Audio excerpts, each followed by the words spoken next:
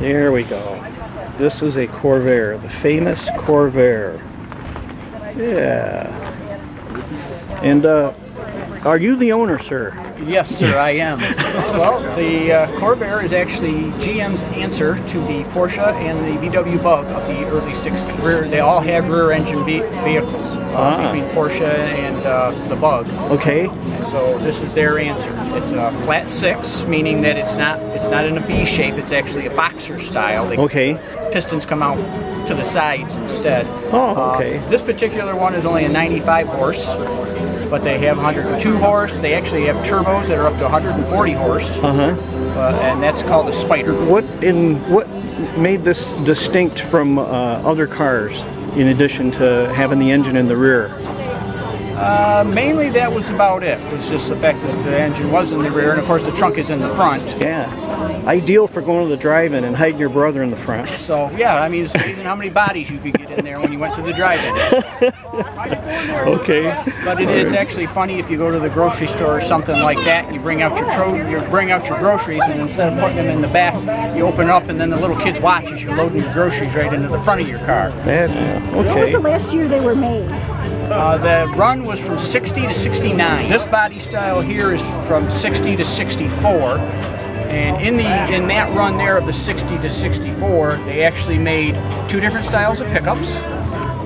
They made a station wagon called a Lakewood, and they actually made motorhomes. And they were vans, and they were all run off of the exact same motor, just depending upon the horse. So you have to remember, you've got a motorhome that is probably 2.5 to 3 of these cars run off of that little 6-cylinder motor in the back. They were all the motors were in the back. Well, the rear wheels, if you this particular model from 60 to 64, if you were to bring it up on a lift, you would actually see the rear tires go from straight to go round like this. Oh, okay. And that's just because of the axle that is back there. Oh, is that like independent suspension that causes yes, that? I believe that is what it's called. Okay. And that was actually what Ralph Nader was fighting against. All because if you go around a corner really fast, you could actually flip the vehicle. And that was actually what instituted the introduction of a sway bar in the back, which actually would hold the tires out.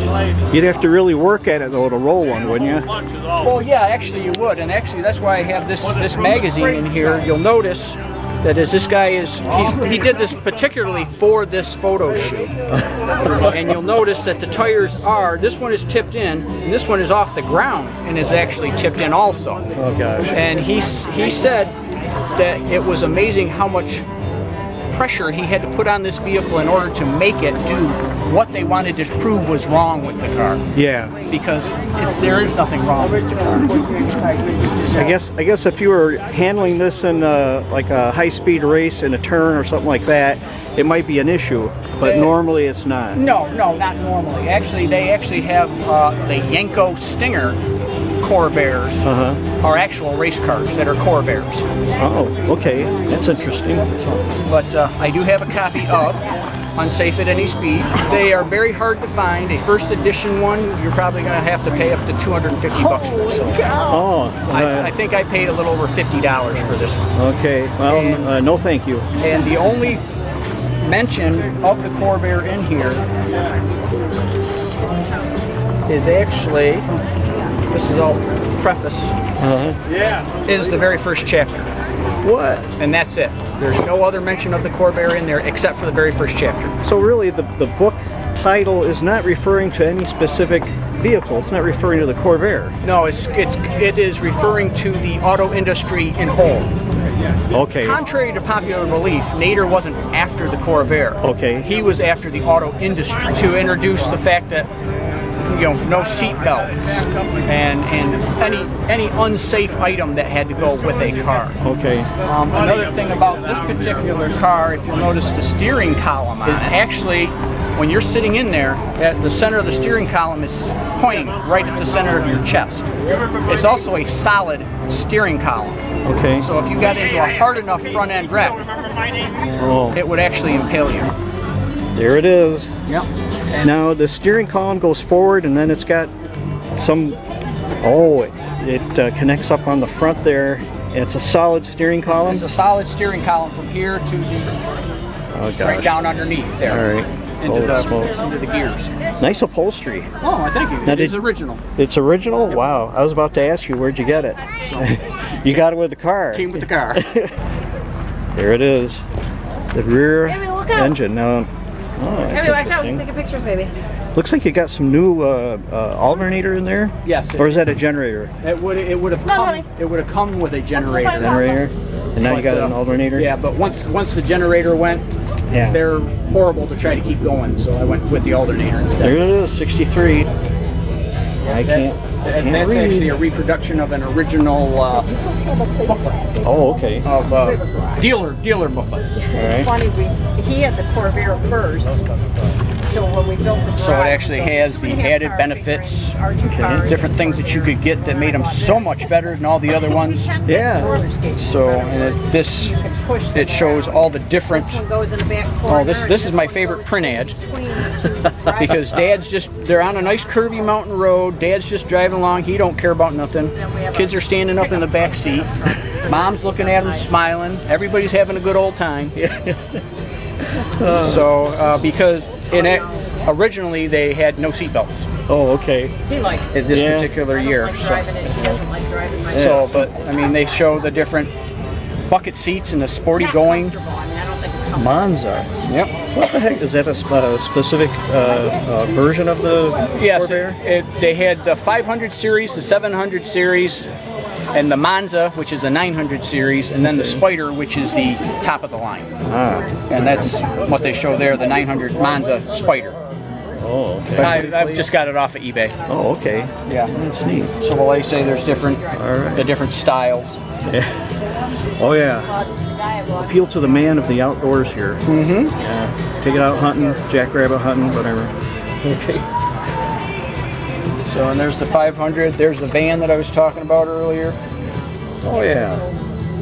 Yeah. Don't see many of them around. No, they are actually very rare. Very rare. Look at that. Yep.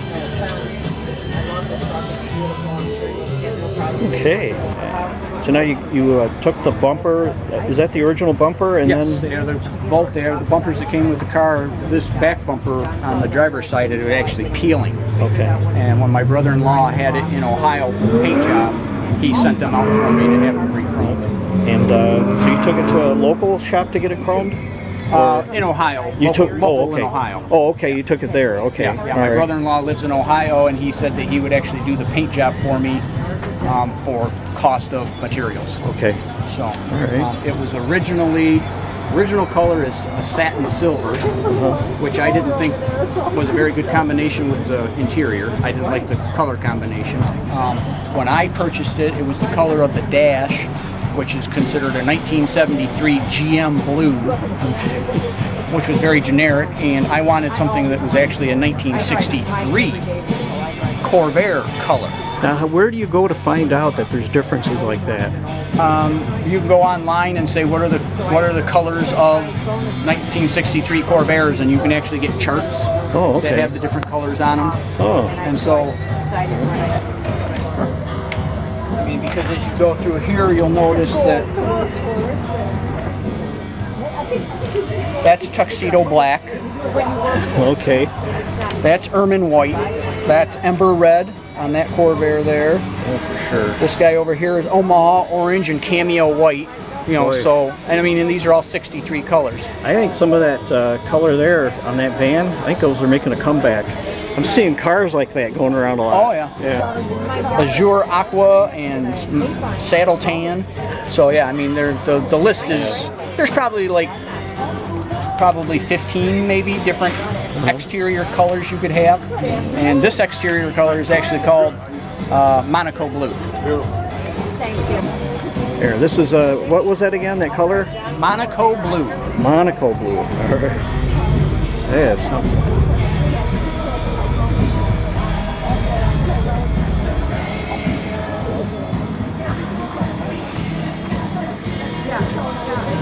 Well, thank you very much. It's Mr. Briggs, correct? That is correct. Oh, okay. Thank you, Mr. Briggs. You're welcome, Mr. Bowman. All right.